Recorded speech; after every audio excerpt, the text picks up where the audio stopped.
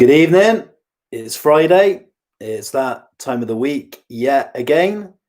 2-week countdown to Christmas. It can only be the LA Cinema Quiz. We're running sound, speed. It's time for action. Oh, I nearly go deaf when I do that.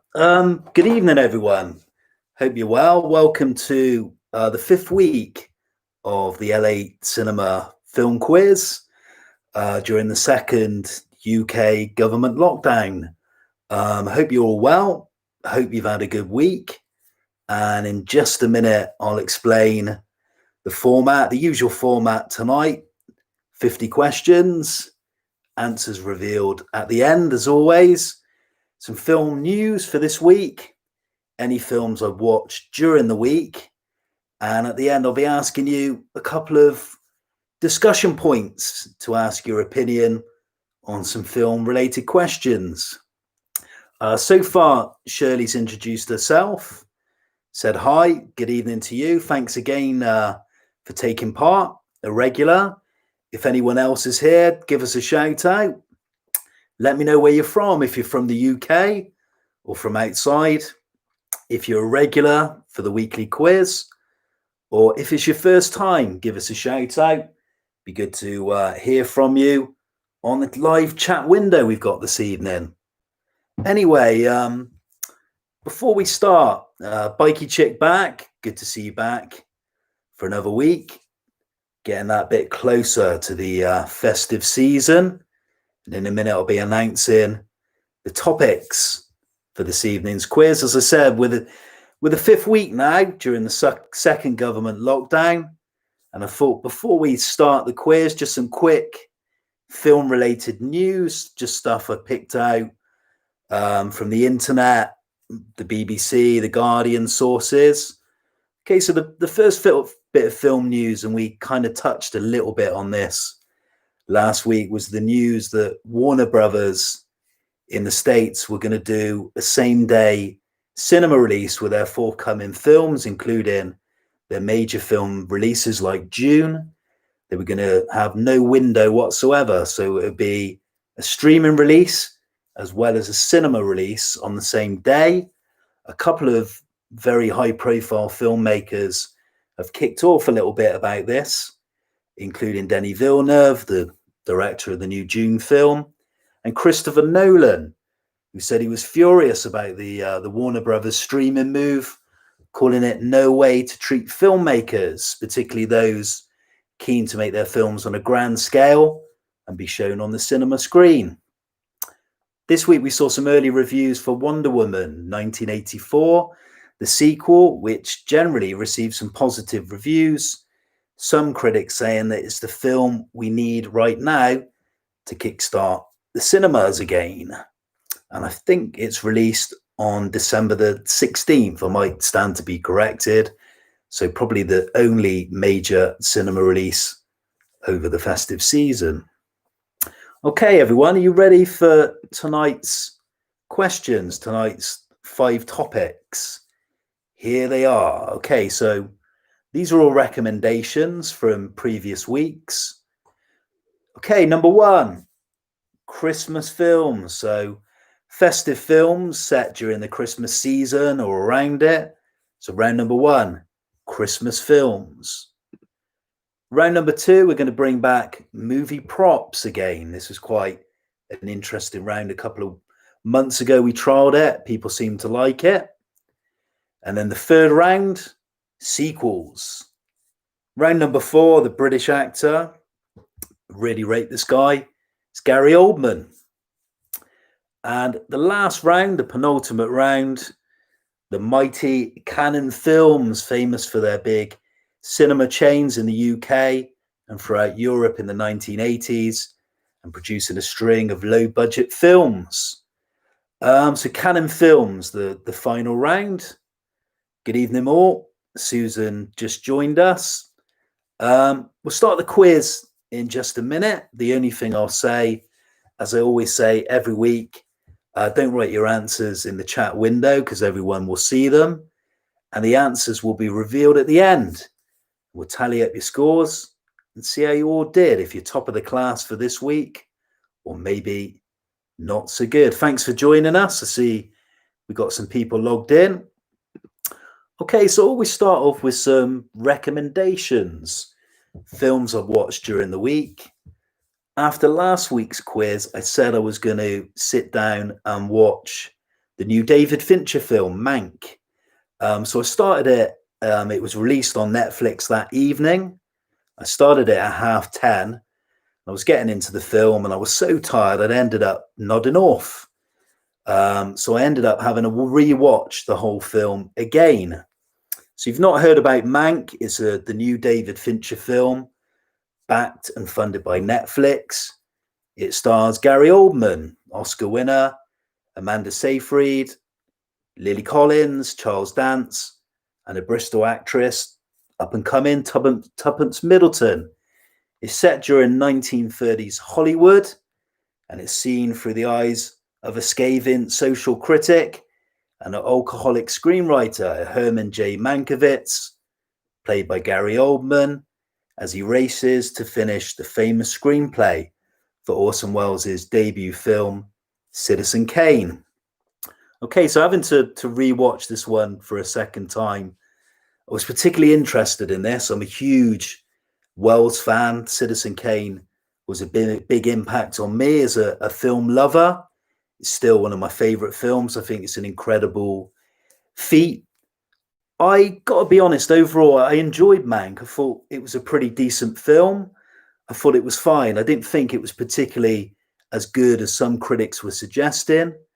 I think the high points of the film were a very solid screenplay. I thought the performances were very, very good all round, particularly Gary Oldman as Mankiewicz and Amanda Seyfried as William Randolph Hearst's daughter. Charles Dance also given a good performance as William Randolph Hearst. Beautifully shot and some lovely references to old Hollywood and Citizen Kane as well. Has anyone had a little venture with Mank yet, the new David Fincher film? Have you seen it on Netflix? And if so, what did you think, if any of you have seen it? I think that the only issue I kind of had with the film is the kind of thing that Mankiewicz was solely involved in the script and kind of had that creative stance put on it and stolen by Wells is not particularly true. Wells did do rewrites, and that's been proven. And I think one of the things, it's always hard to judge a film. In reference to Citizen Kane, it's heralded as one of these great cinematic masterpieces. And a good film though it certainly isn't Citizen Kane, but definitely worth a watch if you've not seen Mank. If you've not seen Mank yet. Later, I'll be talking about the second film I watched this week. Jack's a regular, just joined us. Are you all ready for the quiz, boys and girls? We'll start with round number one. Good luck for this evening. Hope you enjoy it. It's all good fun. As always, just here to test your cinema knowledge. Who was it who recommended last week a Christmas round? We're going to start off with Christmas films for round number one. Here we go. Christmas films. Question number one. Name the American actor who provides the voice of a snowman named Jack Frost in the 1998 Christmas movie of the same name. So it's Bikey Chick who recommended this round. We're getting that bit closer to festivity season. Number one again. Here we go. Question number one. Name the American actor who provides the voice of snowman named Jack Frost in the 1998 Christmas movie of the same name. So a Christmas movie called Jack Frost. Tell me the actor who provides the voice. Number two now. Name this 2006 romantic comedy set at Christmas. Here's the synopsis. It's about two women troubled with guy problems who swap homes, where they meet a local guy and both fall in love. The women are played by Kate Winslet and Cameron Diaz. The men, Jude Law and Jack Black. This is number 2, Christmas round. So name this romantic comedy from 2006 set during Christmas. It's about 2 women troubled with guy problems who swap homes where they each meet a local guy and fall in love.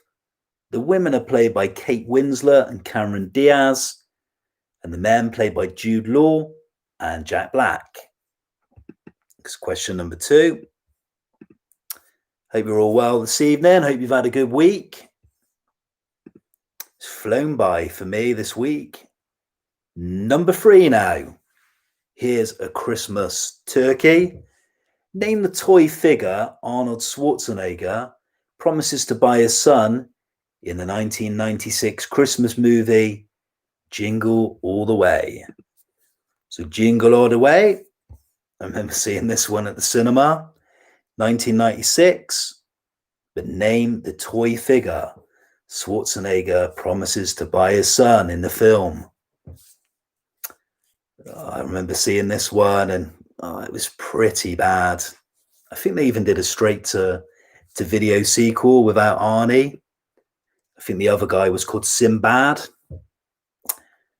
Number 4 now, Jim Carrey question. Jim Carrey plays the Grinch in the 2000 family film How the Grinch Stole Christmas. The film is adapted from a book and character created by which acclaimed writer? Okay, so an acclaimed writer, very famous for books and this particular character. Jim Carrey plays the Grinch in a 2000 family film. It's called How the Grinch Stole Christmas.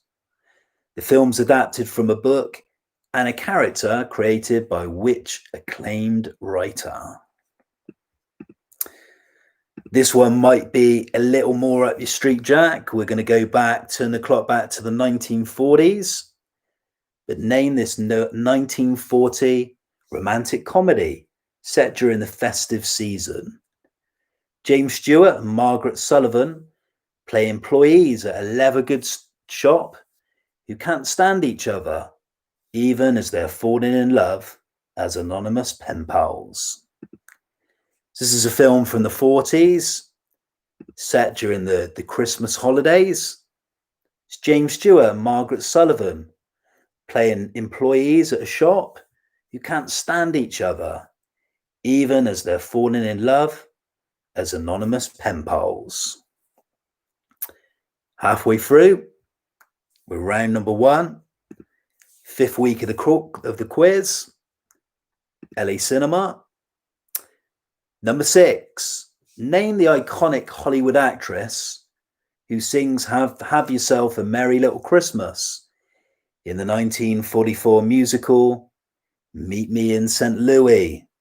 Famous icon. I was going to give a clue then, which would totally give it away. But it's a 1944 musical, Meet Me in St. Louis. The Hollywood actress sings Have Yourself a Merry Christmas. But who is she? Okay, number 7. We're going to go to an animation now, so a cartoon. Which animated character is depressed about the commercialism he sees around him and tries to find a deeper meaning to Christmas? It's a short 1965 animation featuring a famous cartoon dog. So I'm not looking for the dog's name. I'm looking for his companion. A miserable young man who hates the commercialism that he sees around Christmas, tries to find a deeper meaning. It's a short 1965 cartoon featuring a famous cartoon dog. Name the character. I'm not looking for the film title, the character. Here we go, number 8. 3 more left. Okay, name the US actor who plays Walter, a cynical book publisher and the biological father of Buddy played by Will Ferrell in the 2003 film Elf. This is a popular Christmas film from the millennium. A lot of people love this Christmas movie. It's Elf from 2003. But can you name the American actor who plays Walter, a cynical book publisher and the biological father of Buddy, played by Will Ferrell? That's number 8. Number 9, there's 2 points on offer for this one, so 2 answers to question number 9. I'm having a bad hair day as usual. Name the film character who is king of Halloween Town and discovers Christmas Town in the Nightmare Before Christmas. But for the bonus point, name the actor who provides his voice. Tricky one there. So question number 9 again. Name the film character who is king of Halloween Town and discovers Christmas Town in the Nightmare Before Christmas. And for the bonus point, name the actor who provides the voice of the character. My kids have just discovered this film on DVD and they love it. I remember seeing it when it was released. A good Christmas film. Some great animation that stood up well. Number 10 now. 2 answers to this one, so 2 points again on offer for the final question of the round 1. Name the actor who plays Kris Kringle in the 1947 film version of Miracle on 34th Street. But for a bonus point, name the actor who plays him in the 1994 remake. 2 good Christmas films. The remake was pretty decent as well. I wouldn't know the first answer, but second one maybe a little bit easier. But name the actor who plays Kris Kringle in the 1947 film version of Miracle on 34th Street. But for that bonus point, name the actor who plays him in the 1994 remake. So first 10 questions down for tonight's quiz, round number 1 on your festive films. Anyone need any repeating from the first 10? If so, let me know. How did you get on? You enjoy your Christmas round? Are you quietly confident or maybe not so sure on this one? How did you fare with your Christmas films? Yeah, of course I can. Yeah, Mr. Harlequin wants number 3. Yeah, no problem. Question number 3. Here we go again. Name the toy figure Arnold Schwarzenegger promises to buy his son in the 1996 festive movie Jingle All the Way. Jingle All the Way. Yeah, Andy Rowell's asking for 1 and 4. Yeah, so here's question 1, Andy. Name the American actor who provides the voice of a snowman named Jack Frost in the 1998 Christmas movie of the same name. That's number 1. Number 4, Jim Carrey plays the Grinch in the 2000 family film How the Grinch Stole Christmas. The film is adapted from a book and a character created by which acclaimed writer? Susan asking for 2. Yeah, no problem. Number 2, the longer one. Name this 2006 romantic comedy set during Christmas. It's about 2 women troubled with guy problems who swap homes where they each meet a local guy and fall in love. The women are played by Kate Winslet and Cameron Diaz. The men are played by Jude Law and Jack Black. Got 3 points there, Jack saying. Christmas films, humbug. We'll have a more maybe Christmas theme quiz next week as we're just a week to go, next Friday. What's everyone drinking this evening? I've made myself a gin. This is kind of a new one on me. So this is a gin that when you pour it neat, it's blue. And when you add the tonic water, it turns into like a pinky color. Kind of giving it a bit of free advertising. It's called Black Ink or Ink Black. Yeah, it's rather nice. Looks like I'm having a cocktail. Very manly. Okay, everyone ready for round two?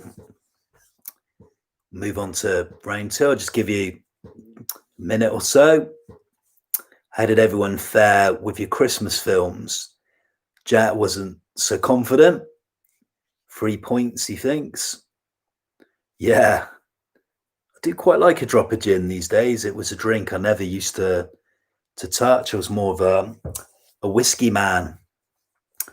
But now I quite like a gin on an evening. Watch a film on the sofa and a gin and tonic. Hopefully 7, Bikey Chick saying. Be a good score. Okay, we'll move on to round number 2. Round number 2 is a tricky round. We're bringing back, can you remember the movie props round? We did this a few months back. It's props from famous films. I'll give you kind of some hints, some clues on offer with years and maybe a little bit of a synopsis. Here we go. Round number 2, movie props. Number 1, the frogs in a 1999 epic of interrelated characters in search of love, forgiveness, and meaning in the San Fernando Valley. So an acclaimed film from 1999, the props are frogs. So jumping frogs in an epic from 1999. It's a film about interrelated characters in search of love, forgiveness, and the meaning in the San Fernando Valley. Tricky one to start. Number 2 now. Brass balls. I'm going to be careful what I say. Brass balls used by Blake in a scene in a real estate office. There's the clue, a real estate office. So it's a prop used in a film, a famous American film. Tell me the film. Number 2 again, brass balls used by a character called Blake in a scene in a real estate office. Number 3 now, sports one now. The hockey stick putter in a slapstick screwball comedy from 1996. I thought this was a terrible film, but some people like it. It's a sports movie, and the prop is a hockey stick putter from a slapstick screwball comedy from 1996. But tell me, the prop was used in which film? Number 4, this one goes back further. We're going back to the 1960s now. The tripod blade in a cult British movie from 1960. Number 4. Bikey Chick saying, loves the film. I haven't seen it for donkey's years. I think I saw it on one of the Sky channels back in the day. If I name the actor, I'd probably give it away straight in one. A hole in one. Number 4, the tripod blade in a cult British movie from 1960, sorry. Number 5, we're going to do another sports film now. We've mentioned this one before. The Wonder Boy baseball bat in a 1984 sports movie. A good film from 1984. Here's the prop again. It's the Wonder Boy baseball bat in a 1984 sports movie. Tell me the name of that film. Some sad news today when I woke up this morning, film and TV related. The news about Barbara Windsor's passing, famous for years on EastEnders. She was in so many of the Carry On comedies with some of those great names. Was it Charles Autry, Bernard Breslau, Sid James? Yeah, sad news. Okay, number 6, the ice pick murder weapon. So that's the prop from a 1992 hyped thriller with a famous chair scene, a very famous chair scene, especially from a male point of view, an even bigger clue. So let's do this one again. Number 6, the prop is the ice pick murder weapon from a 1992 hyped thriller with a famous chair scene. I noticed as well, you're saying about obituaries, the Italian footballer Maradona last week. This week it was Paolo Rossi, the Italian centre forward striker. He pretty much was single-handedly won the World Cup for Italy in 1982. Again, some sad news, prolific, iconic sportsman. Remembered by furniture lovers everywhere, is what Mr. Harlequin's saying. Yeah, the last one, that was number 6. Number 7 now. The plastic bag from a Best Picture winner in 2000 about a suburban father going for a midlife crisis. So looking for a Best Picture Oscar winner from 2000, the beginning of the millennium, but the prop is the plastic bag. And the film's about a suburban father going for a midlife crisis. But what is the film? Couple more left. Move on to number 8. Number 8, the prop is a game board or a board game that comes to life in a 1995 family adventure film. One that was remade, a sequel as well. But the prop is a game board that comes to life in a 1995 family adventure film. All you need to do is tell me the name of the film the prop is featured in. 2 more to go. We're going to move on to another Best Picture Oscar winner, and a deserved one. Number 9. The prop is the captive bolt pistol. It's from a dark crime thriller that won the Best Picture Oscar in 2008. Tell me the film. Academy Award winner, Best Picture, 2008. And the prop was the captive bolt pistol from a dark crime thriller. Number 10, we go from another dark film. We're going back to the early 1970s. Here's the prop. It's the banjo. So the banjo, the instrument you play, stringed instrument, in a 1972 thriller about a canoeing trip that goes horribly wrong. That's number 10, round 2. I'll repeat. The prop, the movie prop, is the banjo in a 1972 thriller about a canoeing trip that goes horribly wrong. And it's at that point I wish I could just grab a banjo and play the song. I play a little bit of guitar, but pretty badly. If only I could borrow Steve Martin or who's the comedian? Oh, his name's gone. Billy Connolly. He's great on the banjo. If only they were available. Too big a fee, I'm afraid. Okay, round number 2, all done. Your movie props. Any of you guys and girls need any repeating? And how did you fare? Some tricky ones thrown in there, but I think some of the clues kind of help a little bit. The chair's a big clue. The banjo's a very big clue for the last one. A very, very big clue. how did you get on with your movie props round? Shortly, in a minute, in just a second, we'll move on to the third round tonight. It'll be another 10 questions. I think it's sequels. Yeah, film sequels coming up next. But before we do that, I'll tell you the second film I watched during the week. First film was a Netflix release. It was Mank, film about Herman J. Mankiewicz, the screenwriter for Citizen Kane. The next film is completely different, and we go back a few years. Suzanne Chilcott is saying number one. Okay, no problem.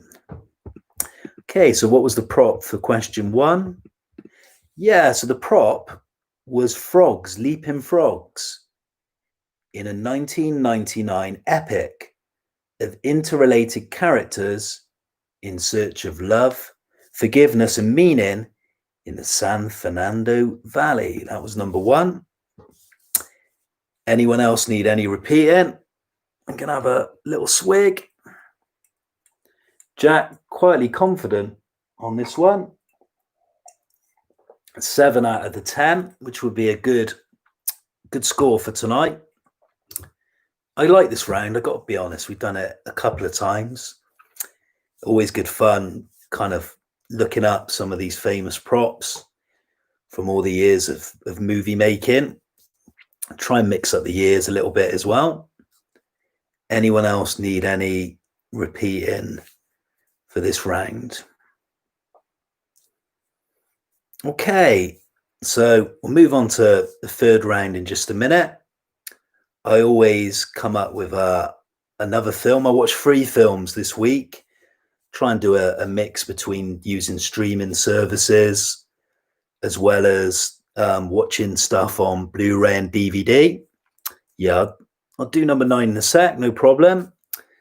My second film, one I've never seen before. Always an acclaimed film. It was nominated for the Best Picture Award, I believe, back in the late 80s, 1988, I believe. It's the late Alan Parker, a British director I really like. Always consistent. And the thing I like about Alan Parker, he's certainly not a one-trick pony. His films are all very different, from a musical, from a film about the Ku Klux Klan, to a film about a man hired by the devil. This film is Mississippi Burning, set during 1964. 2 very prolific, fine actors, the great Gene Hackman and the underrated Willem Dafoe, who's been a great asset to indie cinema in the US. So yeah, if you've never seen this film, it starts off at the beginning, set in Mississippi during the height of the civil rights movement. We see 3 men traveling in a car, and behind them is an entourage of cars following them and trying to disturb them, chasing them. 2 young American guys and a black man in the vehicle as well. The car stopped and they feel they've just been pulled over by the police and everything's going to be okay. And they're basically murdered, shot dead. It's a true story. The FBI are basically brought in to find out, because the bodies haven't been recovered. They've just been announced as missing men. So the FBI come in to investigate what's going on. And there's a big cover up at the sheriff's office, the police involved, who also have strong connections with the Ku Klux Klan. The first time I'd ever seen this film, it's a Blu-ray copy that I've got. And I was gripped from start to finish. 2 really fine performances by the lead actors, who, in fairness, Gene Hackman and Willem Dafoe, they're always good, always great value for money, based on a true story, solid screenplay, in solid hands by a good director. A good recommendation. This one gets a thumbs up from me. Really enjoyed it. A great piece of cinema. Anybody seen this one? Mississippi Burning. I was nominated for Best Film. I don't know what won that year. 1988. Highly recommended. There you go. Second film this week. Dutch film buff back in the house. Good to see you. Hope everything's good in Holland. Hope you're well. Okay, so it's number 9, wasn't it? Sorry, I was getting carried away. So number 9, the movie props. Okay, so the prop is a captive bolt pistol from a dark crime thriller that won the Best Picture Oscar in 2008. So that was the prop. Tell me the name of the film. Anyone else need any repeating? Yeah, I've been watching a lot of Alan Parker. He died a couple of months ago, sadly. Been watching some respective interviews on YouTube with him talking at the BFI, and I did go back and watch Angel Heart. Enjoyed it a lot. I thought Mickey and De Niro really had some great chemistry. I've got one on my shelf. I need to see Birdie, which I think set post-war film with Matt Modine and Nicolas Cage. I need to see that one. Okay, so second film I watched this week, Mank the first, Mississippi Burning the second. I'll reveal the third one later on, and again it gets a thumbs up. It's been quite a good week for me with films. Another good film, and I'll reveal that at the end. It's a film from the late 1970s, and it's a musical film. Okay, you ready for the next round? We're on to round number 3 now. 10 questions. Someone last week asked for sequels. I got a feeling this was Mr. Harlequin and Amanda, and am I right? Shirley saying Mississippi Burning, a good film. Yeah, I was really impressed with it. I like films based on historical events, films that are political as well. Always interested in films about civil rights, Martin Luther King. Like the 60s, I kind of wish I'd lived through it, but wrong era. I'm an 80s boy. Okay, not guilty then. The sequels, Mr. Harlequin. Here we go. 10 questions on movie sequels. Here we go. Number 1.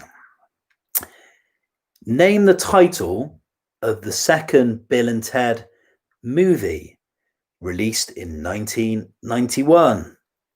So 3 films in total. The third one came out recently. I want the title of the sequel, the second film released in 1991. Just simply tell me, what is it called? Number 2 now, sequels. Name the actor who provides the voice of the adorable yet deadly Puss in Boots, who goes nuts for catnip in 2004's Shrek 2. Different question now from the first one, an animation. But name the actor who provides the voice of Puss in Boots in 2004's Shrek 2. That's question number 2. What's everybody drinking this evening? Everybody on the shorts? Anybody joining me for a gin? I got a pink gin in a nice glass. Too big a glass. I feel like I'm going to break it in any second. That would go down well. Okay, number 3. Name this adored Christmas sequel from 1989 starring comedian Chevy Chase. The Griswolds' family plans for a big family Christmas predictably turn into a big disaster. This is one that I might get out during the festive period. I haven't seen it since it came out, but name the adored Christmas sequel from 1989 starring comedian Chevy Chase. It's about the Griswolds' family plans for a big family Christmas predictably turn into a big disaster. Biker Chick saying Barocca. I'm not bad with my alcoholic drinks, but what's a Barocca? What is a Barocca? Beer or... Sorry, excuse my... Number 4, another sequel. Name the full working title of this Hollywood sequel released in 1990 by director Joe Dante. Gremlins 2, and I need the next few words. Okay, it's a vitamin drink. Yeah, I'll do number 1 in a minute, Andy, no problem. Number 4 again. So name the full working title for this Hollywood sequel released in 1990 by director Joe Dante. Gremlins 2, and then I want the next title. So it's Gremlins 2, the something something. Number 5 now. A sequel with a British connection. What is the connection? Which British 1980s female pin-up and singer with the band Eighth Wonder plays Rika van der Haas in 1989's Lethal Weapon 2? Mr. Harlequin, Amanda says I'm drinking apple and beetroot juice. Are any of you on the beer or anything else? A drop of cider? Anyone got a whiskey? A brandy maybe? Number 5 again. Which British 1980s female pin-up and singer with the band Eighth Wonder plays Rika van der Haas in 1989's Lethal Weapon 2? Last time I saw her, she was in a soap, I think. I think it was Holby City, one of the BBC shows, hospital shows. Number 6 now, horror.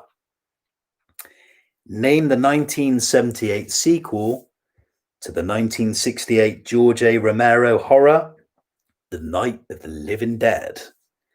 So I'm looking for the sequel to The Night of the Living Dead. It came out in 68. The sequel was released a lot longer, 10 years later, a decade, in 1978. Tell me the name of the sequel. Suzanne's got the Prosecco. Yeah, a bit of fizz. Okay, next question. This is film sequels, 3rd round tonight. Here we go again, number 7. This is a tricky question, this one, hard one. Name the late Cardiff-born filmmaker who directed Return of the Jedi and tragically died in 1987. I think he did Jagged Edge, another film from the 80s, a good thriller. But I want you, for number 7, to name the late Cardiff-born filmmaker who directed Return of the Jedi and tragically died in 1987. So died a couple of years after. Jack's on the beer, but needs something stronger to aid with the next round. When you say beer, is ale or lager? Number 8 now, a couple more left. We're going to go to a world cinema question.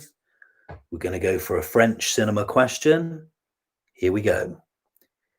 Name the sequel to the beloved 1986 French film, Jean de Florette. So popular French film, Jean de Florette, came out in 1986. But tell me the name of the sequel. I'm ashamed to say I've never seen Jean de Florette or the sequel. I hear they're really good films. Maybe need to catch up on those in the next couple of weeks or so. Maybe during the Christmas season. Here we go, number 9, round number 3. The sequel to the 1991 Addams Family film, Addams Family Value, was released in which year? This is a year question now. I want you to tell me the year the sequel to the Addams Family was released. The sequel being called the Addams Family Values. But what year did it come out? Another film I remember fondly seeing at the cinema all those years ago. Just time seems to fly. I can't believe it's that long ago.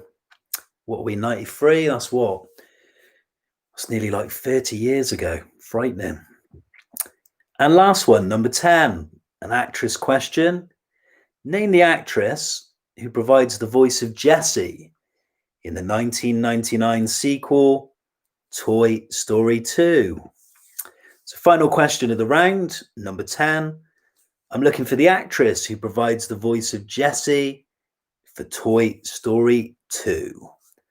Somebody asked for number 1, I think, to be repeated for this round. So here was number 1. Name the title of the second Bill and Ted movie released in 1991. It's all 10. Any of you need any repeating for this round? If so, just let me know and I'll shout out the question. Not a problem. Not a problem at all. Then in a second, we'll move on to the fourth round tonight. 10 questions yet again. And it'd be on the British actor Gary Oldman. I got to be honest, I do like Gary Oldman. Always find him very consistent.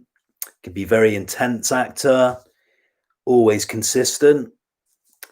Susan asking for number 7. Yeah, no problem. Number 7. This is probably the hardest question of the round.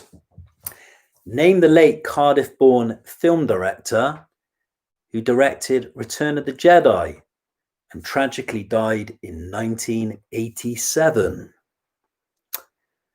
So that was that one. That was question 7. So, okay, how did everyone get on with this round? Film sequels. It was a recommendation from last week. Someone saying, can we have 10 questions on movie sequels? Are you all quietly confident on this one? Do you like your sequels? Are you not so keen on this round? Any predicted scores out of 10? Let's see how you fared with your film sequels.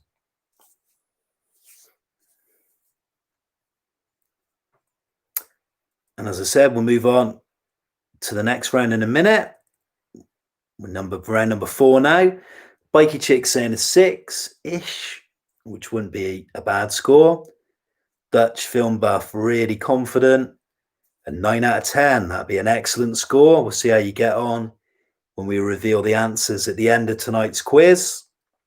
The 5th edition of the LA Cinema Film Quiz, based in Bristol in a little village called Long Ashton, just on the outskirts. We're probably about a 10-15 minute drive to the big city of Bristol. It's not too far, and we used to run a community cinema every 3rd Saturday of the month, but unfortunately not been able to do that for some time.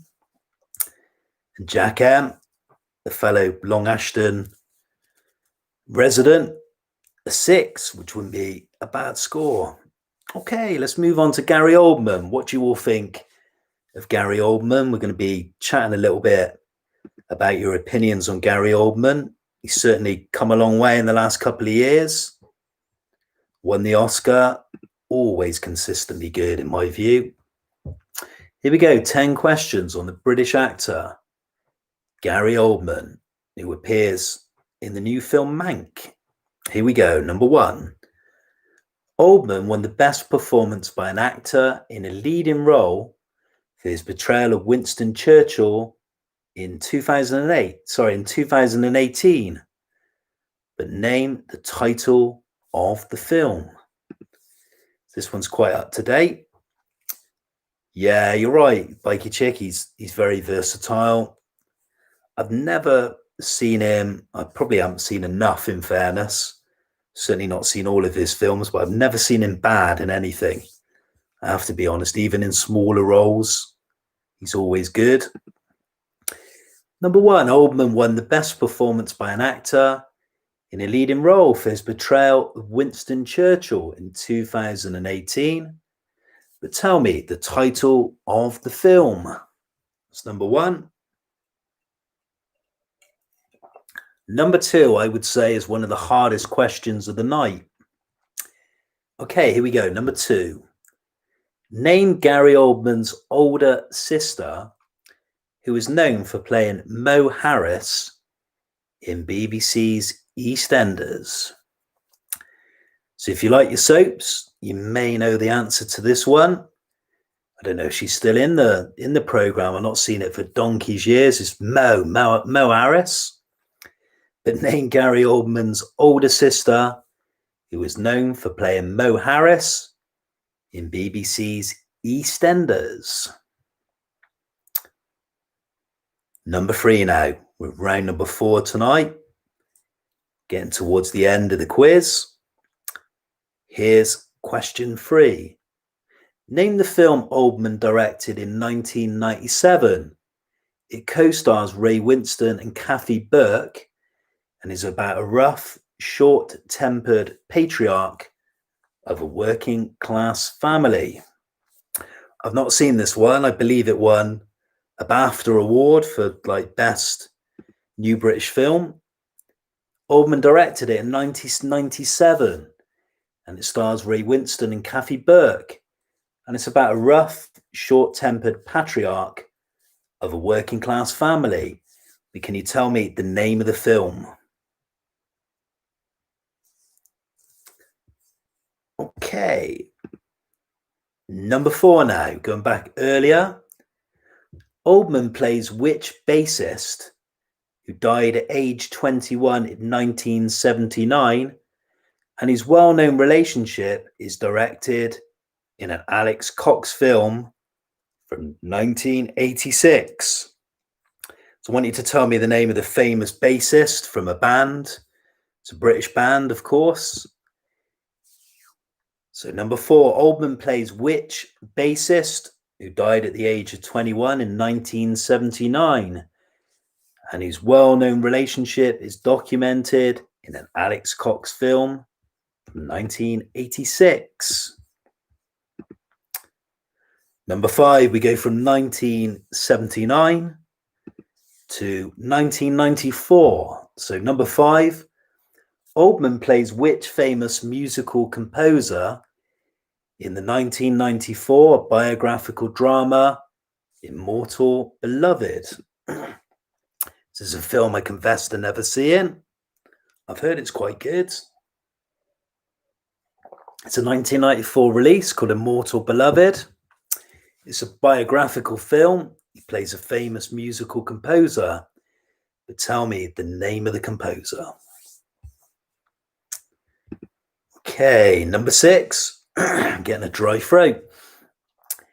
Name this acclaimed 2011 movie where Oldman received his first Oscar nomination.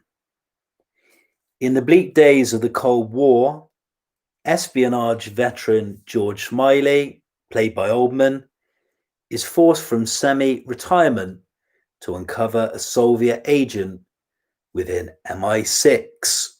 That's number six. This was a cracking film. I really liked this film when I saw it at the cinema. Very intelligent film. It was 2011 it was released. Oldman received his first Academy Award nomination. In the bleak days of the Cold War, espionage veteran George Smiley, played by Oldman, is forced from semi-retirement to uncover a Soviet agent within MI6. All I need is the name of the film, 2011. Couple more to go. We're on to number seven now. Three more left. Okay, two answers to this one. It's a question related to Oldman's personal life. So this one's not a film-related question. Here we go. Oldman was married to which American actress between 1990 and 1992 after meeting on the set of State of Grace? But for a bonus point, name Oldman's first wife an English actress he was married to between 1987 and 1989. So a point each if you get them both. So 2 points on offer for this one. It's about Gary Oldman, ex-wives. The first one he was married to between 1990 and 92. It's an American actress, and they met on the set of State of Grace. Get this one, 1 point. But for a second point, name Oldman's first wife, an English actress he was married to between 1987 and 1989. Coming up now, number 8. If you like your Batman films, you'd probably get this one. Oldman plays which character in director Christopher Nolan's Batman trilogy? Plays the same character throughout the trilogy. But tell me the character he plays in Christopher Nolan's acclaimed Batman or the Dark Knight trilogy. Tell me the name. We go from a fairly contemporary film back to the early 90s for number 9. Oldman plays Bram Stoker's Dracula in the 1992 film adaptation of the famous book. But name the acclaimed and award-winning director of the film. One of my favorite directors, prolific, iconic name in American history of contemporary cinema. But number 9 again, Oldman plays Bram Stoker's Dracula in the 1992 film version of the famous book. But name the acclaimed award-winning director of the film. Final question, number 10, and I would say this one is probably one of the trickier questions tonight. Here we go. It's related to Mank, the new film. Here we go. Gary Oldman and director David Fincher worked together on the new Netflix release Mank, about the life of Citizen Kane screenwriter Herman J. Mankiewicz. This is the first time the director and actor worked together. However, what oddly links the two before bringing them together on this project? It's a tricky question. We chatted about Mank earlier on. I was saying I watched it this week and I quite liked it, to be honest. I thought it was a pretty decent effort. A good film. Here we go. Number 10 again. Gary Oldman and director David Fincher, currently seen working together on the new film Mank, about the life of Citizen Kane screenwriter Herman J. Mankiewicz. It's the first time the director and actor have collaborated. However, what oddly links the two before bringing them together on the project? So they've got something related to one another before ever working with one another on a film. This is the first time they have. What links the two? Hard question. Okay, so we're nearing the end of the night. That was round number 4. That was your 10 questions on the great Gary Oldman, the British actor, Oscar winner. Seems to go from strength to strength.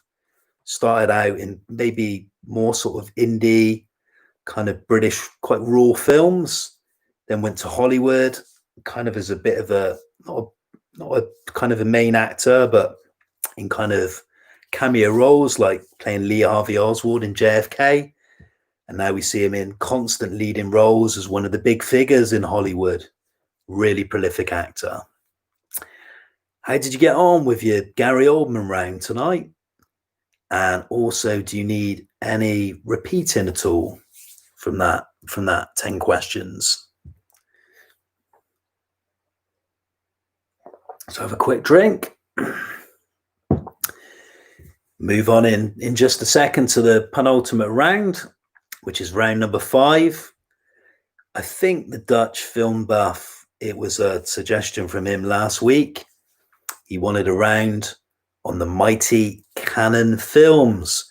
So you got that to look forward to as our final round. Susan saying questions number 1 and number 4. Yeah, no problem. Here we go. Gary Oldman, question number 1. Oldman won the best performance by an actor in a leading role for his portrayal of Winston Churchill in 2018. But tell me the title of the film. And number 4. Oldman plays which bassist who died at the age of 21 in 1979, and his well-known relationship is documented in an Alex Cox film from 1986. Anyone else need any repeating from that round? What are your predicted scores on your Gary Oldman questions? Anyone quietly confident they might have got a full house? A couple of tricky ones. I think the marriage questions, the two wives are quite difficult. And the last one, the connection between director David Fincher and Gary Oldman, that's a tricky one. But Bikey Chick's quietly confident with an 8. That would be a really good score. Bikey Chick an 8. Okay, we're going to move on in a minute to the 5th and final round of tonight to end the quiz, and then we'll wrap up with the answers. And I was going to ask you a couple of little film-related discussion points. Be interested to hear your points of view. Okay, so the final film I watched this week, which I watched last night. I remember seeing a film on television. I think it was one of the Sky channels about 10 years ago about the music I really love. Mainly because my dad was a bit of a rocker. He loved 50s rock and roll. He absolutely idolized Elvis and the people from that era. People like Buddy Holly, Dwayne Eddy, Rick Nelson, Eddie Cochran, Chuck Berry, all these guys. I remember seeing this film called American Hot Wax. And it's hard to get a hold of, actually. A guy was selling a copy on eBay, specializing in kind of rock and roll films from the 50s onwards. So I managed to get hold of a DVD copy. It came out in 1979. It's American Hot Wax. But this is about the life of DJ Alan Freed. I don't know if you know about Alan Freed. He's a famous radio disc jockey from the rock and roll era, the 1950s. He's well known for giving rock and roll a voice, giving it airplay when some disc jockeys feared playing this music, which was kind of deemed as a bad influence on the young of the time. So he's a big player in that, promoting great rock and roll music. But he also, his career was tainted and destroyed because he was involved with many disc jockeys in payola, where he was taking backhanders money from artists to get their music on the air. And his career was eventually finished. So this is a film that doesn't really look into that kind of scandal so much, but it looks at Alan Freed, that he was a pioneering disc jockey. I quite liked it. I thought it was decent. Actually, it's quite similar to American Graffiti, set around the same time with the music from the 50s. Personally thought it was a better film. The recreation of the locations to make it look like 1950s America was excellent. Good use of locations. The actor who played Alan Freed, whose name escapes me, was very good. Jay Leno, the American talk show host, has got quite a good small cameo part. And it's worth watching for the end. There's a big concert at the end, and it features a kind of a young doo-wop group who are trying to make it big and keep hounding Alan Freed to get airplay. They're really good in it. I can't remember the name of the group, but I think they were just actors. They weren't actually a group. And then it features performances by Chuck Berry, who comes out and does a number. That was great to see. And then at the end, the killer, Jerry Lee Lewis, finishing the show. If you like your rock and roll, you like your 50s music, this is quite a nice way of historically documenting the great 1950s era, American Hot Wax. I enjoyed this one. Not a great film, but just an enjoyable, well-made document on a great era in music. So that was my final one, American Hot Wax. Okay, final round. So somebody asked for Cannon Films. I think it was the Dutch film boy. Here's a little snip for you to start with. 3, 2, 1.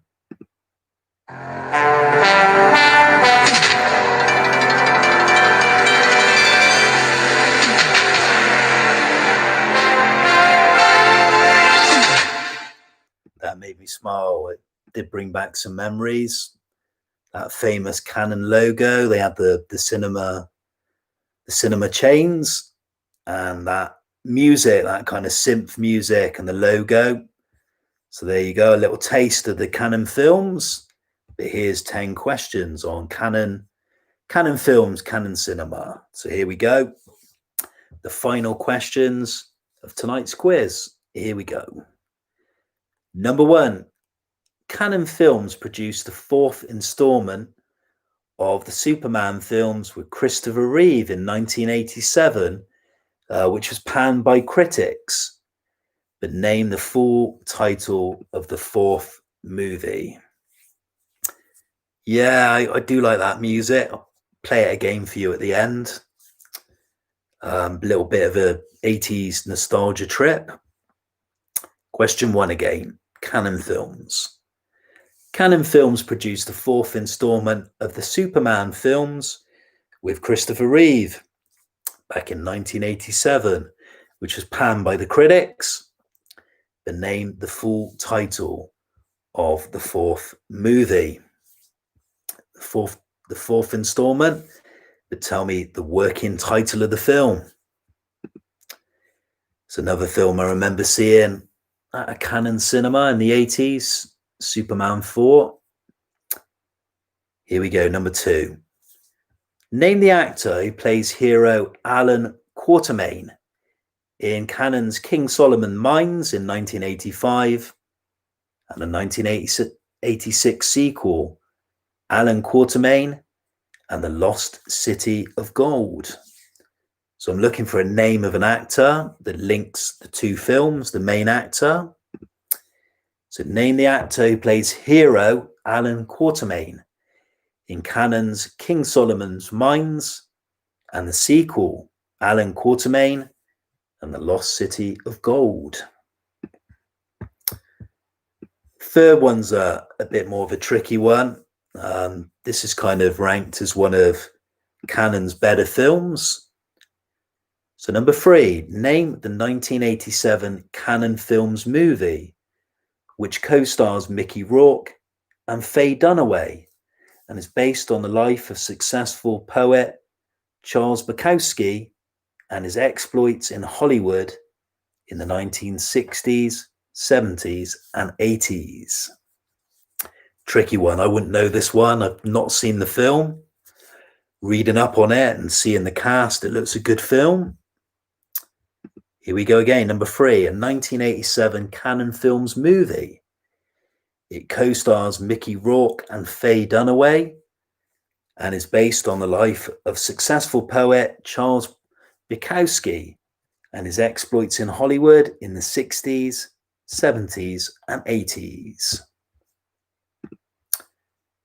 Moving on to 4, the last round of tonight. I was going to show you at the end as well, just as a little bit of a novelty thing, if there's any collectors, a couple of actual Cannon bits of memorabilia I found in the house the other day that I think I'm going to sell on eBay and get rid of. Found them in an old chest with a load of posters and memorabilia. So I'll show you them in just a minute. A couple of my friends were quite interested in them.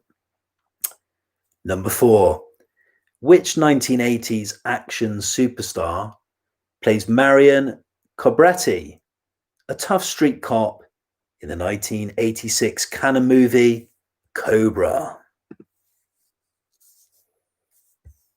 Here we go again. Number 4, which 1980s action superstar plays Marion Cobretti, a tough street cop in the 1986 Cannon movie Cobra. It's number 4.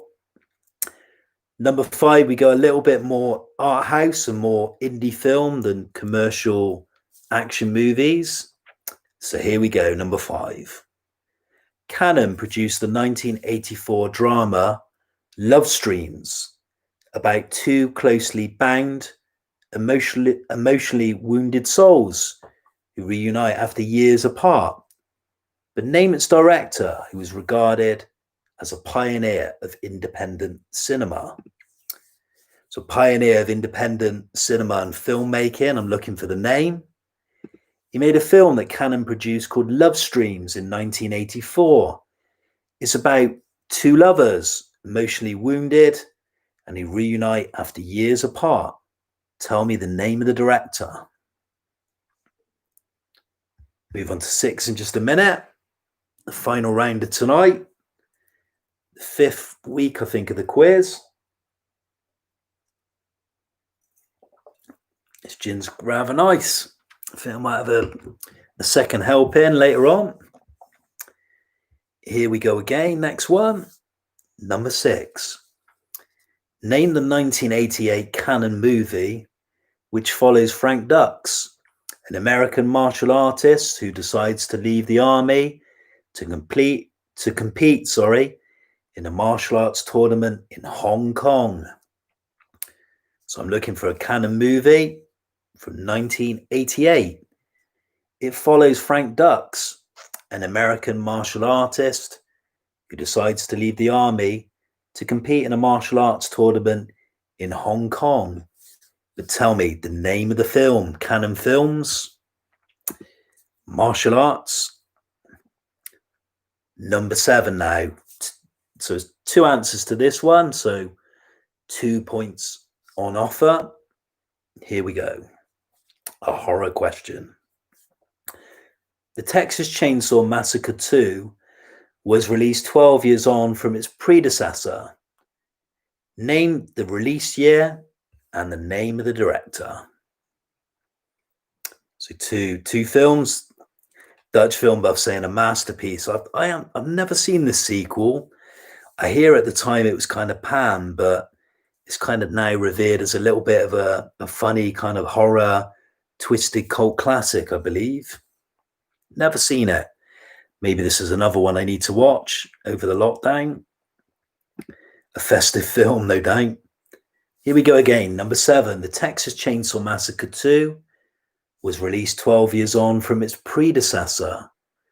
Name the release year and the name of the director. Number 8, I'm confident most of you will get. This is a film been on telly so many times. But here it is. After a plane is hijacked by terrorists who are recruited to resolve the crisis in a 1986 Cannon movie. So number 8, Cannon film from 1986. But after a plane is hijacked by terrorists who are recruited to resolve the crisis.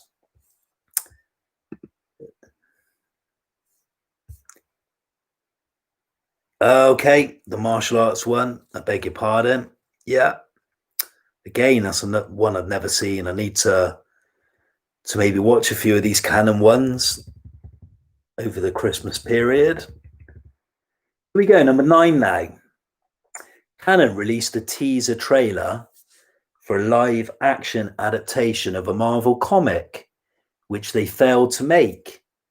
Which superhero did they plan to bring to the big cinema screen? This was a strange one. They put out a teaser trailer saying the film was coming out and it never got made. I don't think it ever went into production. Cannon finance film. It's going to be a Marvel comic superbook hero they were going to bring into the big screen. But which superhero would it have been? And we move on to number 10. Question number 50, the last one of the night. Final round. Here we go. Cannon planned to make a sequel to Masters of the Universe, which was to feature the characters Trap Jaw and She-Ra. The project was abandoned, but the already made costumes and sets were used for which low-budget science fiction martial arts film released in 1989. If you're not going to get a film made and you've already financed the film, you've got the costumes and locations ready, why not make something else? Which is what they did. So here's question 10 again. Cannon planned to make a sequel to Masters of the Universe, which was to feature the characters Trap Jaw and She-Ra. The project was abandoned, but the already made costumes and sets were used for which low-budget science fiction martial arts film released in 1989? That's the last one. Dutch film buff saying they did that a lot, pitching movies that were never made. Kind of a clever thing to do, good marketing stunt. If you're going to finish the film, I think they've ran into all sorts of financial problems in the late 80s, early 90s. They kind of grew too big. Okay, it's the final round, all the questions on Cannon Films. Anyone want any of these repeating? And what I'll do is I'll play this one just for a little bit of nostalgia. Take two. Oh,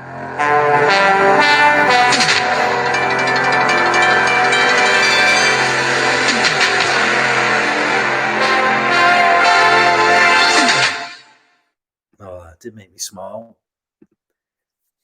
A lot of memories there with the cinemas. I remember the Cannon cinema chains. They had a big dominance on the cinema market chain. So how did everyone fare? Some Cannon film fans out there, or maybe not so keen? And what are your predicted scores for our final round of the night, round number 5? And in a minute, we'll reveal all the answers tonight. We'll get you to jot your scores and we'll see how you got on. Only 2 weeks to go to Christmas. We're getting all festive. Yeah, it was a bit niche, this one. I did mention a week or so ago about showing you a couple of bits of Cannon memorabilia. And I think Bikey Chick said this week, can you show us? So I'll do that quickly if you're interested. There might be some collectors out there that might want to see these things and might collect cinema items. I know some people are well into collecting posters, DVDs, signatures, film signatures. Yeah, number 6, no problem. Okay, Andy, here's number 6 again.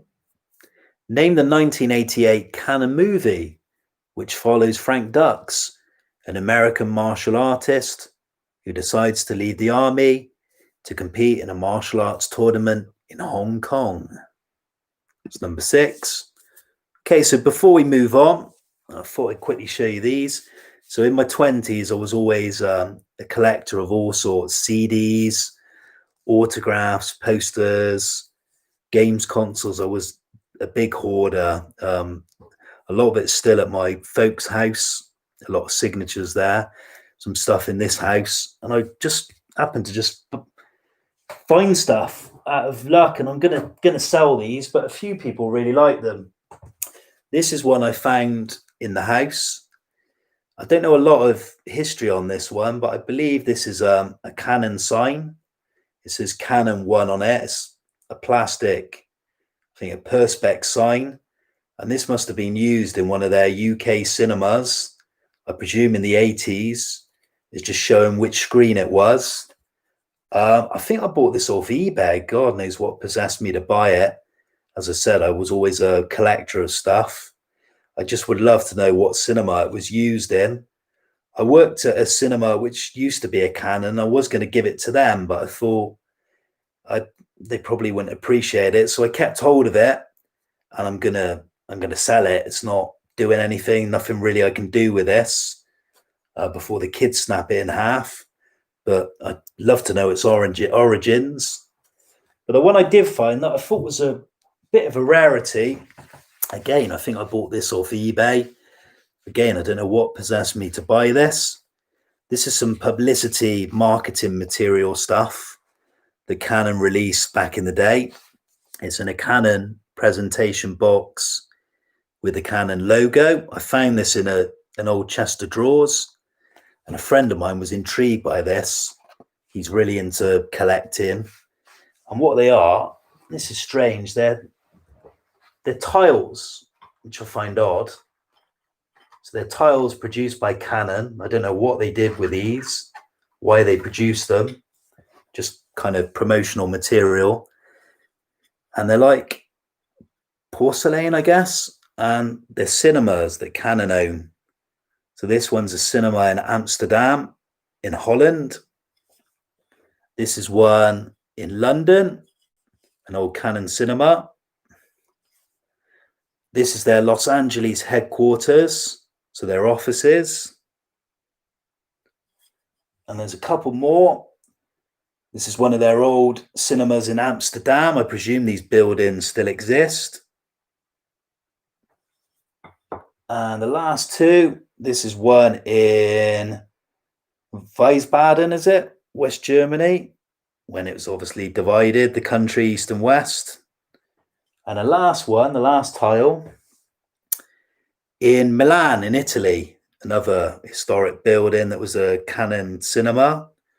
I just happened to find these tiles. They come in this nice little presentation pack, all very dusty. And a friend of mine, who's a little bit of an expert, collects toys. He said, if you sell them, you want to try and sell these for £150. I thought, no way someone would pay 150 quid for these, but he thinks they're worth some money. I'd love to find out a bit more detail on them, but just a discovery, and I just thought I'd show you just to bore you for 5 minutes. But yeah, some Canon bits of memorabilia that I collected and found over the years. Okay, so we'll do the answers in just a minute. Hope you've enjoyed tonight. It's been a little bit different this week. Brought back a few of the usual rounds. Before we finish off, I was going to ask you a couple of quick things, get you involved as usual. Somebody asked for a Christmas round. What will you be watching over Christmas? Will you be watching festive Christmas themed films? Or maybe different films, maybe stuff that's listed in your Radio Times or on your streaming platforms? What are your picks? What will you be watching over Christmas? That was my first question to you all. I'm not sure I'm going to be watching Christmas themed films unless it's with the kids. I think I'm just going to carry on watching films that I need to watch in the background. Loads of stuff to watch. I'll be here for years, I think, trying to get them finished, and stuff on Amazon Prime and Netflix, and finish off Mandalorian season 2. Dutch film buff saying could be worth quite a lot of money. Yeah, possibly. Shirley Comish is saying Mrs. Winterbourne and While You Were Sleeping. Is While You Were Sleeping the that's not the Sandra Bullock film back in the 90s, is it? Or something else? What will other people be watching over Christmas? Will they be watching films, family films with the kids, or more adult themed stuff? Dutch film buff saying watch Scrooged. Yeah, that's great, with Bill Murray. And Pocket Full of Miracles. Frank Capra. Don't know that one. Good stuff. Anyone else got any recommendations of any Christmas films or anything they'll be watching over the festive period? Always nice to have a couple of drinks and put on a movie. Hopefully we'll have the cinemas reopening soon where we are, I'm hoping. Wonder Woman's not really my cup of tea, but the first one was all right. I might give it a go. And my last question was, we had a round on Gary Oldman. We mentioned how versatile he is and consistently good. What are your favourite Gary Oldman films? Anyone want to put some into the ring tonight of films they really rate by the British actor? Quite enjoyed Mank. I mentioned it at the beginning of the quiz tonight. Enjoyed Mank. JFK, I certainly enjoyed the Oliver Stone film. Jack M saying Leon, yeah, Leon's great one. Luc Besson as director, and Jean Reno and a young Natalie Portman. Totally agree with you on Tinker Tailor Soldier Spy. That is a prolific, brilliant espionage film. Fifth Element, yeah, that was a good film. I enjoyed that. Teaming up with Luc Besson again. Kind of a quirky sci-fi, almost a little bit of a comedy. Oldman sort of hamming it up.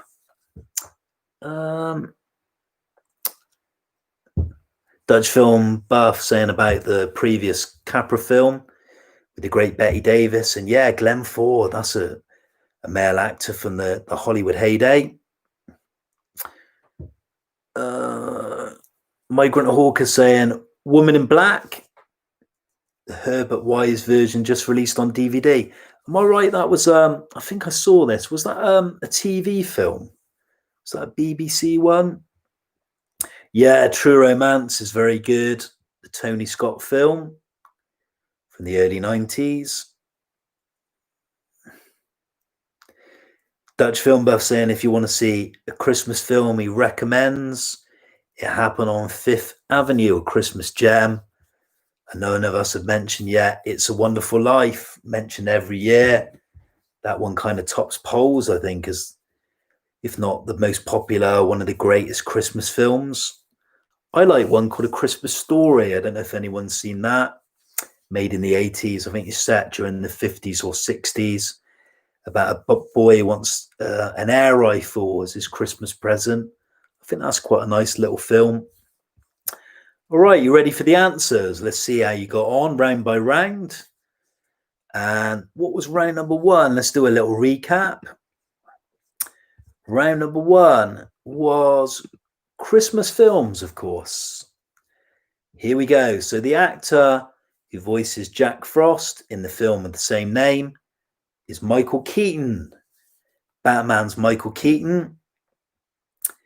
Answer number two, the film I mentioned, the synopsis, a romantic comedy from 2006, set during Christmas, is The Holiday. The Holiday, answer two.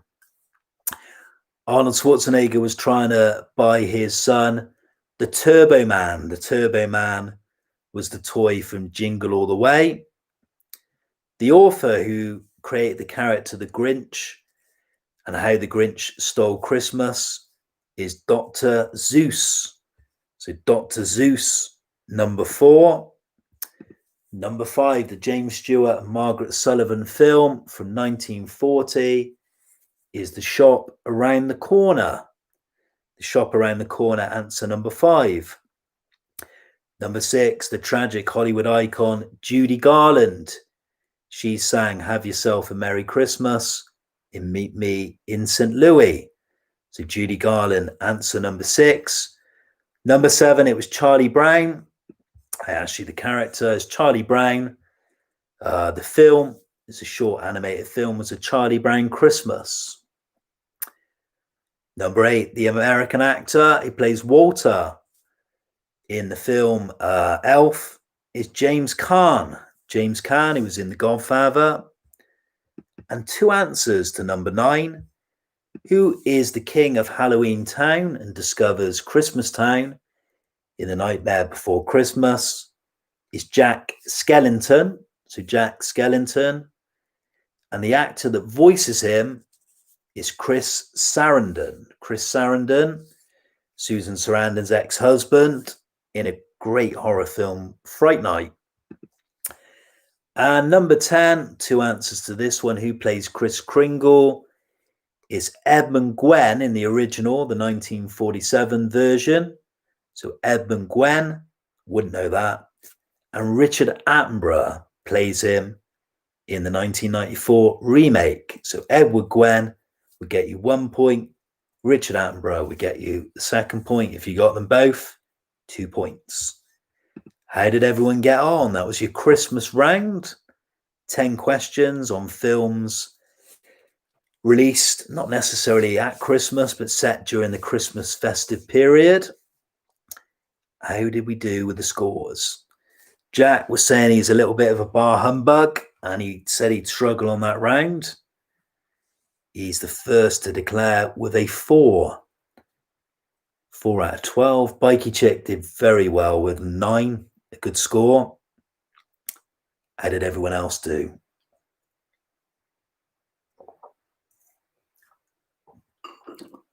Okay, Mr. Harlequin got a 10, of which Amanda got 9. Well done, Amanda. Good score there. So that was round number 1. You asked for Christmas related questions. We did them tonight. What was number 2? I think it was movie props, wasn't it? Round 2. Here we go. 10 answers now. The frogs in a 1999 epic film. I gave you the description. The frogs was the prop. The film was Magnolia, which is a film I'd never seen. Magnolia, the first one. Number 2. Susan saying she got a 6 for that round. Round number 1. Number 2, the brass balls used by Blake in a scene in a real estate office. The film is Glengarry Glen Ross. Glengarry Glen Ross. Well done if you got that one. That's a tricky one. Number 3, I know Bikey Chick got this one. It's Happy Gilmore, the hockey stick putter in a slapstick screwball comedy from 1996. Adam Sandler playing the golf. Happy Gilmore. Number 4, a great British cult movie from 1960. The director was Michael Powell. The prop was the tripod blade. The film was Peeping Tom. Peeping Tom, number 4. Number 5, I said the Wonderball baseball bat was the prop. The film was 1984's The Natural. The Natural, number 5. Basic Instinct was answer number 6. The ice pick murder weapon. I mentioned that famous chair scene, which all us men loved at the time and probably still do. Shocked by it at the time. Basic Instinct. Number 7, I said the plastic bag that was filmed by a young lad. It was a Best Picture winner from 2000. It's American Beauty. So American Beauty, answer number 7. Number 8, I said about a board game that comes to life in the 1995 adventure film. It's Jumanji. Jumanji was the film. Number 9, the captive bolt pistol was the prop. The clue was a dark crime thriller. The second clue, it won Best Picture Oscar in 2008. It was the excellent Coen Brothers. The film, No Country for Old Men. So answer number 9, No Country for Old Men. Number 10, we went back to the 70s. If Only I Had a Banjo on Me. The prop was the banjo. I think it's called Dueling Banjos. The film was Deliverance. Deliverance, the last one. Dutch film buff telling me I should watch Magnolia. Paul Thomas Anderson, isn't it? Yeah, must watch it. That'd be on my list. I think it's about 3 hours. Tricky round, that one. Some hard ones in there. The Natural one, the baseball bat, I'd say is a tricky one. What else did we have? The Glengarry Glen Ross was hard. The Magnolia one was tricky. How did you get on with that round? 10 questions on famous props used in films. How did we get on with that one? What are your scores for round number 2 this evening? Yeah, it was a toughie. Mr. Harlequin scoring a good score, respectable 8. Bikey Chick 1 behind with a 7. Good score. Suzanne 2 behind with a 5. Not too bad. Yeah, Jackson, he's seen The Natural. That's another film I might try and rediscover. I haven't seen it for a long, long time. I do like Robert Redford. I did see All the President's Men a few weeks back. I enjoyed that immensely. Jack also equaled Suzanne with a 5. Here we go. What was round number 3? Somebody last week, I don't recall who, asked for a round on sequels. Was that Amanda, Mr. Harlequin? I think you said no. Sorry, somebody did. Sequels. Here are the answers. The sequel, released in 1991 to the first Bill and Ted film, is Bill and Ted's Bogus Journey. Bill and Ted's Bogus Journey. Answer number 1. Number 2, who provides the voice of the adorable yet deadly Puss in Boots in Shrek 2? It's a Spanish actor. It's Antonio Banderas. Antonio Banderas, answer number 2. Number 3, I gave you a synopsis for A Christmas Sequel. It's 1989, starring the comedian Chevy Chase. It's National Lampoon's Christmas Vacation. I got a feeling it's got a different title in America, something like Festive Vacation or something. But yeah, National Lampoon's Christmas Vacation, number 3. Number 4, I said the Hollywood sequel released in 1990, Gremlins 2. I wanted the rest of the title. So it's Gremlins 2, something, something, something. It was Gremlins 2, The New Batch. The New Batch. Number 5, I did have a little bit of a crush on her back in the day. She's probably old enough to be my mum now. Well, not quite. It was Patsy Kenzet. She was the 1980s female pin-up. She was a singer, the front lady in the band Eighth Wonder, and she was in 1989's Lethal Weapon 2. She had a saucy scene with Mel Gibson. Lucky guy. Hard job to get paid for that. Number 6, the sequel to Night of the Living Dead. It was released in 1978. It's Dawn of the Dead. George A. Romero, Dawn of the Dead, answer number 6. Number 7 was a real tough question. I asked for the late Cardiff-born director who directed The Return of the Jedi, sadly passed away a couple of years later. It was Richard Marquand. Richard Marquand, the answer for number 7. Number 8 now. Name the sequel to the beloved 1986 French film Jean de Florette. The sequel is called Manon de Sauce. So Manon de Sauce, answer number 8. Number 9 now. I asked you for the year the sequel to Addams Family was released, Addams Family Values. The year was 1993. So it was released 2 years on from the first film, 1993, answer number 9.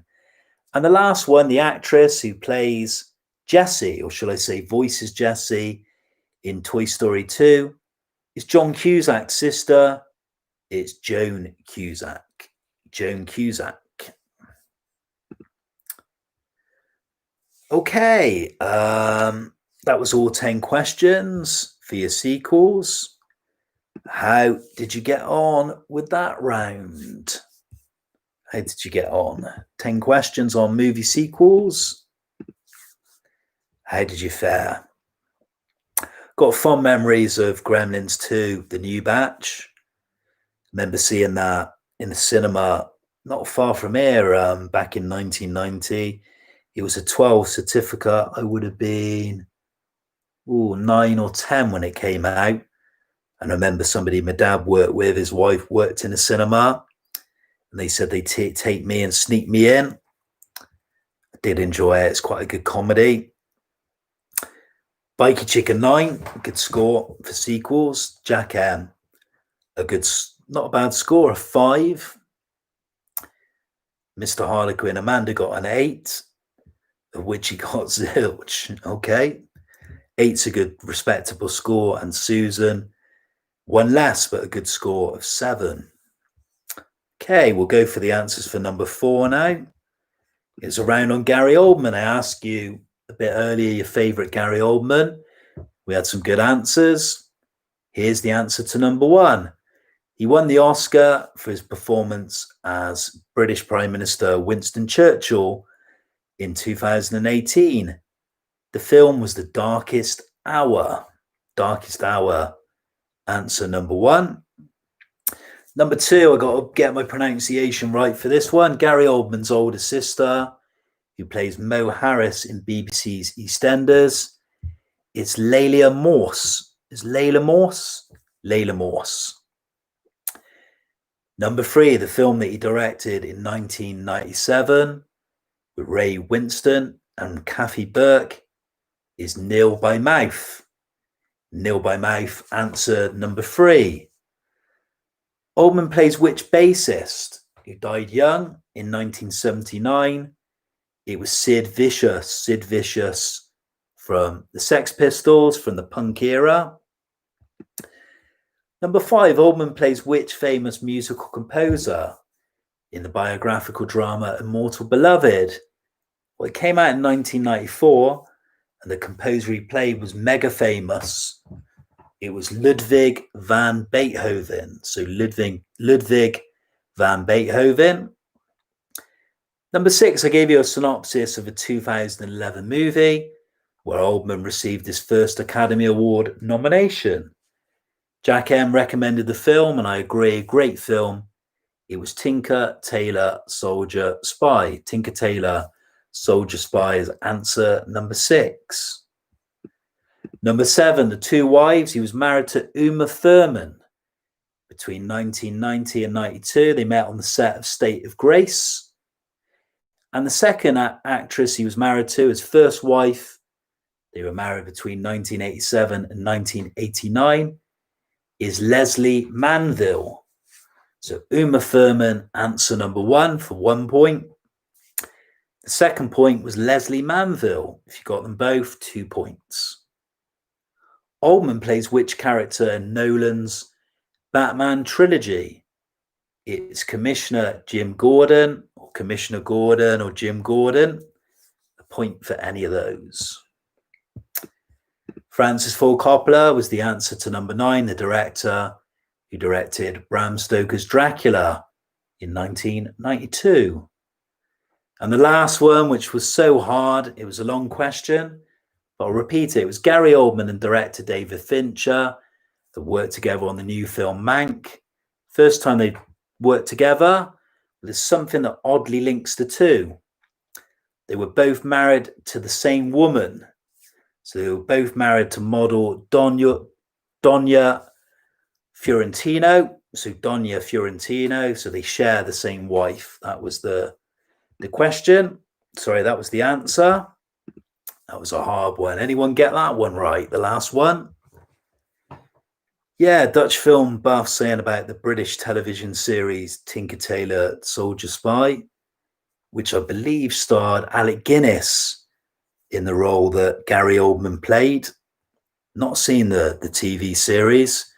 I think you can pick it up on DVD and Blu-ray. Probably pick it up on eBay, I'd imagine, Amazon. How did everyone get on with this round on Gary Oldman? We were recommending some of his films earlier on, from JFK to True Romance. And I nearly dropped my glass of gin. How did you get on? 10 questions on Gary Oldman. What were your scores like this evening? There'll be one round left with the answers. Oh, I didn't know that. So Gary Oldman was originally going to be an Alien 3. That's interesting. Was that the role that Paul McGann landed in the end? Suzanne, a good score. Well done with an 8. Bikey Chick did well. 1 less with 7. And Jack M, 1 less again with a 6. So some good scores. I think the wives question was a tricky one, and the last one tricky. Out of interest, did anyone get the last one? The last question, the model they were both married to. Okay, so 10 for Mr. Harlequin. Really good score of double figures. Okay, we'll go to the last round. I think it was Dutch Film Buff that asked for a question on Cannon films and Cannon cinema. Should we do it one last time or no? Why not? It's the end of the night nearly. Like that sound?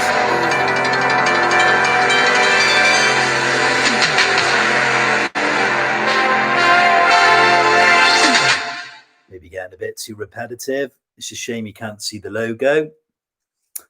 Biker Chick saying they got the Uma Thurman one. Yeah, well done. Yeah, they were only married a couple of years. Here we go. So the final round, Cannon films. So answer number one, the full title for Superman 4 was Superman 4, The Quest for Peace. The Quest for Peace. Number two, I asked you to name the actor who plays Alan Quarterman in King Solomon's Mines and Alan Quarterman and the Lost City of Gold. It was Richard Chamberlain. So Richard Chamberlain is answer number two. Three was a tricky one. I wouldn't have known this one, but I wouldn't mind seeing this film. It's called Barfly. It's a film starring Mickey Rourke and Faye Dunaway about the poet Charles Bukowski. So Barfly. Number four now. It was Sylvester Stallone that plays Marion Cabretta in the film Cobra from 1986. So Sly Stallone. Number five was a bit tricky. John Cassavetes was the director who made Love Streams, regarded as one of the pioneers of independent filmmaking. Dutch Film Buff was saying, great film, number six. It's a martial arts film. It's Bloodsport with Jean-Claude Van Damme. So Bloodsport, the answer for number six. Yeah, you're right. Sharon Stone was in King Solomon's Mines and the sequel as I guess she was the love interest. Number seven, Texas Chainsaw Massacre 2 was released in 1986, 12 years on from the first. And the director is Tobe Hooper. Tobe Hopper, so 1986, and Tobe Hopper. Number eight, who are you going to call when you got terrorists hijacking a plane? It's only one force. It's the Delta Force. The Delta Force called into action for a 1986 Cannon movie. Number nine, it was Spider-Man. They were planning to make a film of the Marvel superhero. They released a teaser trailer, but the film was never completed. So answer nine again was Spider-Man or Peter Parker. And the last one, the final one, was Cyborg. Was the film. They used the sets and costumes for the planned Masters of the Universe sequel, which never happened. So there's your 10 answers, and I will give that The Barfly a go. Strange title, that one, but it looks a good film. I like Mickey Rourke. Faye Dunaway is always good. Yeah, Chuck Norris. What was it? Walker, Texas Ranger. Remember that series in the 90s? Okay, so how did everyone fare for the final round of tonight? And overall, your scores for the 5 rounds. How did you get on tonight's quiz? So final scores for round number 5.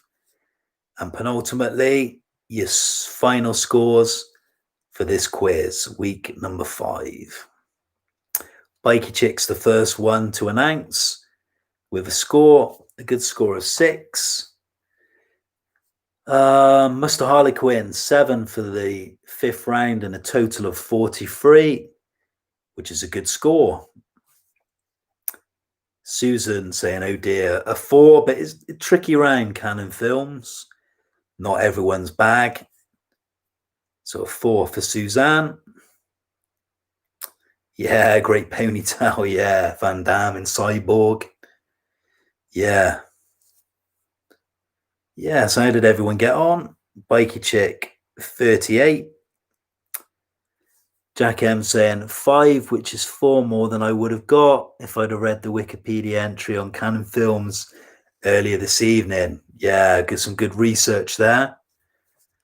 Get the squatting in before the quiz. Shirley Cormish, 36 total. Okay, so Dutch film buff, yeah, missed the last 3 rounds, but still a pretty good score considering he missed a few rounds. And Susan struggled with a 30. It's not a bad score, not at all. It's all good fun, a bit light-hearted stuff on a Friday night, just to enjoy your cinema. 25 for Jack. Says he needed a wingman for tonight. Okay, so you happy for the quiz to go ahead same time as usual for next week? Then it will be a week before Christmas. You up for same time, same place next week? And if so, anyone got any suggestions? We're like a week before Christmas.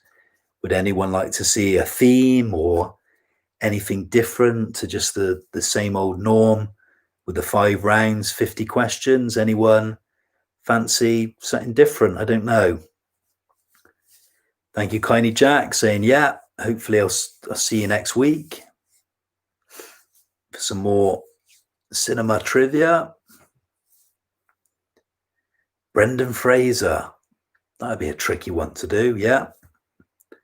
It's an actor I don't really know a lot about, but I'll see what I can do. Yeah, no problem. Thanks, Bikey Chick. But yeah, any suggestions for rounds, just let me know or contact me or whatever. Films in which the lead dies. Do you mean dies in the film, the fictional character, or the film actor died on the set of the film? Because there has been a few film deaths, like Brandon Lee in The Crow, the guy in The Twilight Zone, I can't think of the guy's name. Going back, Rip Morrow. Yeah, Harrison Ford we have done before, but we could do that again. Films about music, I like that one. Bruce Willis we haven't done before, so we'll do that next week. Andy, a Willis fan. Well, that performance was so bad the actor died. Okay, the character, yeah, okay. Good idea, okay, no problem. Okay, so thanks for tuning in tonight. Most importantly, I hope you've enjoyed this evening. Thankfully, touch wood and fingers crossed, we didn't have any technical hiccups again this week, which was nice, all ran smoothly. So thank you, Virgin Media. No 50p's on hand for this week. Biggest flops, I like that one. We could do that, definitely. I think we might have done that one before, but I like that a lot. Yeah, thanks a lot. And the last thing I was going to ask, I did say that obviously we got the Friday next week, which I think falls on the 18th. Yeah, and then is that right? Yeah, and then the 25th would be the Friday after, which is Christmas Day. My wife's pleading with me, oh, don't do one on Christmas Day, because we got my mum round as well and the kids. But we could do one maybe, for me, it'd be easier to do it on the 23rd instead of Christmas Eve. Would anyone be up for one on the 23rd, which would be, instead of the Friday, Christmas Day, it would be on a Wednesday. Maybe a Wednesday night one, maybe do it maybe a little bit later. But then after that, I'd go back, obviously, to doing the Friday 8:30 usual time slot. Would anyone like one near Christmas as a Christmas theme quiz? Okay, the 23rd. Yeah, I could maybe do it a bit later, maybe a 9 o'clock start. I don't know. A drinks festive Christmas quiz. Anyway, I'll love you and leave you. Thanks again for tuning in this evening. I've enjoyed it. Keep watching your films. There's some great stuff. There's so much variety and stuff to choose from these days, from all the channels. streaming channels, buying the Blu-rays, the DVDs, or whatever. I'll be watching stuff and recommending more stuff next week. But yeah, if you've got anything you want to bring to the table or discuss or recommend, let me know for next week. And yeah, thanks for tuning in. Obviously, stay safe and keep watching great cinema. Such a great art form, and we all love it. Good night, good luck, and enjoy your weekend. Thanks for tuning in, and I'll see you next week.